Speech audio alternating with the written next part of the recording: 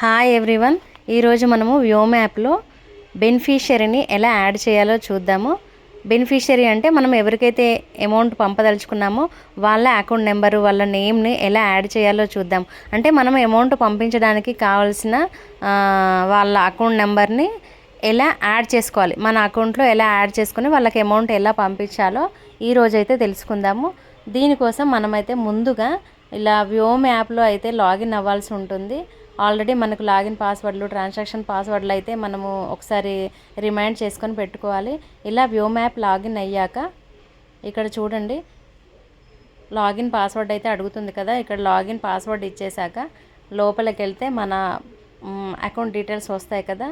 So కిందన చూస్తే మీకు సెండ్ మనీ అని ఉంది, క్విక్ టాస్క్స్ కింద సెండ్ మనీ అని ఉంది కదా. ఈ సెండ్ మనీ క్లిక్ చేసినట్లయితే నెక్స్ట్ పేజీలో ఇక్కడ చూసినట్లయితే కిందన చూడండి, pay transfer, quick transfer, self transfer అని ఉంది కదా. ఫండ్ ట్రాన్స్ఫర్ పై కిందన pay transfer, quick transfer, self transfer అని ఉంది కదా. మనం పేయి ట్రాన్స్ఫర్ చేయాలి. అంటే మనం పేయి ట్రాన్స్ఫర్ అంటే మనం ఎవరికైతే పంపాలనుకుంటున్నామో వాళ్ళు పేయి అంటారు కదా. వాళ్ళ పేయి నేమ్ మనం ఇక్కడ చూజ్ చేసుకోవాల్సి ఉంటుంది. ఆల్రెడీ మనం లేకపోతే కనుక మేనేజ్ పేయికి వెళ్ళాలి. ఆల్రెడీ మనం ముందే ఫీడ్ చేసి పెట్టుకొని ఉంటే అక్కడ కనిపిస్తుంది. ఇక్కడ మనం ఫీడ్ చేసి పెట్టుకోలేదు కాబట్టి కనిపించట్లేదు కాబట్టి మేనేజ్ పేయికి వెళ్ళాలి. అది వాళ్ళు యూనియన్ బ్యాంక్ ఆఫ్, అంటే మనం పంపించే వాళ్ళది యూనియన్ బ్యాంక్ ఆఫ్ ఇండియా అకౌంటా, అదర్ బ్యాంక్ లైక్ ఎస్బీఐ కానీ, ఐసిఐసిఐ కానీ, హెచ్డిఎఫ్సి కానీ ఏదైనా ఉన్నట్లయితే అదర్ బ్యాంక్ అని ఇక్కడ చూజ్ చేసుకోవాలి. చూడండి, అక్కడ రెడ్ మార్క్లో అదర్ బ్యాంక్ ఇక్కడ చూజ్ చేశాను. ఇక్కడ చూజ్ చేసిన తర్వాత వాళ్ళ నేము కింద చూడండి, పేయి నేము, నిక్ నేము, వాళ్ళ account number, re-enter account number and IFSC code ఇవన్నీ ఫిల్ చేయాల్సి ఉంటుంది.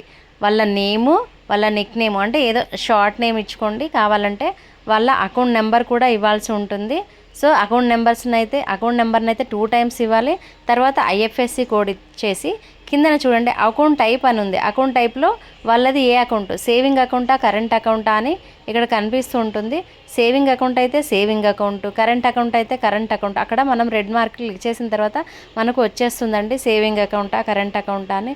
సో అలా క్లిక్ చేశాక వచ్చాక సేవింగ్ అయితే సేవింగ్ అకౌంట్ పెట్టేసుకోండి. ఇక్కడ చూడండి, saving account, current account, overdraft account, ఏ అకౌంట్కి పంపిస్తున్నాం అనేది మనకు తెలిసి ఉండాలి. సో సేవింగ్ అకౌంట్ అయితే నేను ఇక్కడ సేవింగ్ అకౌంట్ అని ఇచ్చేసాను. కిందన ప్రొసీడ్ ప్రెస్ చేయాలి. చూడండి, రెడ్ మార్క్లో ప్రొసీడ్ అని ఉంది కదా. ప్రొసీడ్ ప్రెస్ చేసినట్లయితే కన్ఫర్మ్ అకౌంట్ డీటెయిల్స్ ఒకసారి కన్ఫర్మ్ చేసుకోమంటుంది. ఇక్కడ పేయి నేమ్, వాళ్ళ డీటెయిల్స్ అన్నీ వచ్చేస్తాయి కదా. సో వాళ్ళ డీటెయిల్స్ కన్ఫర్మ్ చేసుకున్నాక ట్రాన్సాక్షన్ పాస్వర్డ్ అడుగుతుంది అనమాట. ఆల్రెడీ మనకు ముందే తెలుసు కదా మన ట్రాన్సాక్షన్ పాస్వర్డ్ ఏంటో.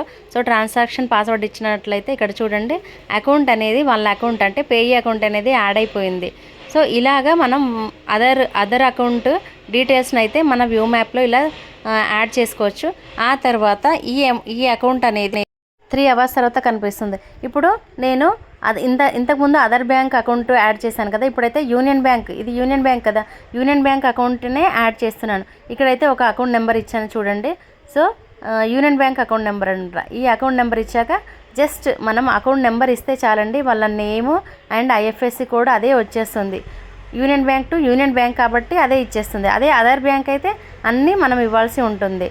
సో ఇలా మనము డీటెయిల్స్ అయితే ఇచ్చాక యూనియన్ బ్యాంక్ కూడా ఇక్కడ కూడా చూడండి, మనకు వాళ్ళ నేము, అకౌంట్ నెంబరు కనిపిస్తుంది కదా. ఇలా కన్ఫర్మ్ కొట్టాక యాడ్ అయిపోతుంది మనకి. ఈ లాస్ట్లో ఇక్కడ ట్రాన్సాక్షన్ పాస్వర్డ్ కూడా అడుగుతుంది చూడండి.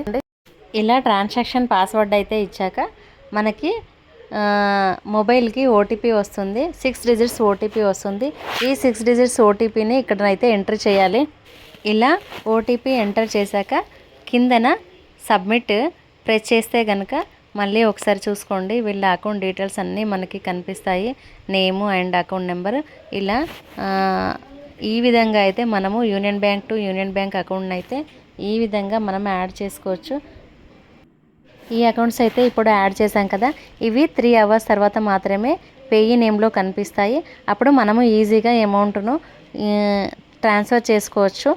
ఎందుకంటే ఇది ఇలా పంపించడం బెటర్ అండి. మొబైల్ నెంబరు, స్కానర్స్ కన్నా అకౌంట్ నెంబర్ ఆల్రెడీ మనం ఫీడ్ చేసి పెట్టుకున్న నెంబర్కి పంపించడం బెటర్.